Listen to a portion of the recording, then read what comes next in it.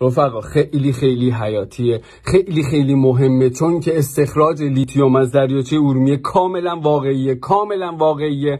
ببینید از منابع درست در آوردم. due to solubility as an ion it is present in the ocean water and commonly obtained from the brine. یعنی چی؟ یعنی از آب اقیانوس معمولا میگیرن لیتیوم رو، که این راه حالا هزینه بالاتری چون درصد خلوص اون خیلی پایین‌تره، ولی دریاچه ارومیه خیلی غنیه، درصد محلولش خیلی بالاست، یعنی اون نمکش خیلی بیشتره و مفت دارن لیتیوم در میارن از اونجا. دکل‌هایی زدن که ابرها رو پراکنده میکنن، با امواج کوتاه ابرها رو از بین میبرن، دما ایجاد میکنن مثل ماکروویو.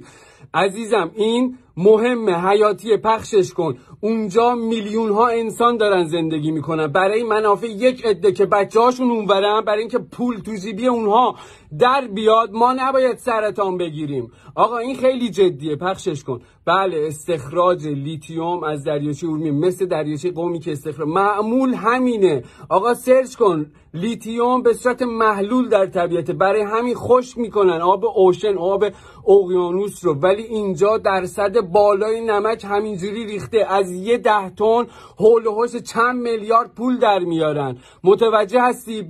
به هزینه چی؟ به هزینه بیماری و خشک شدن آذربایجان.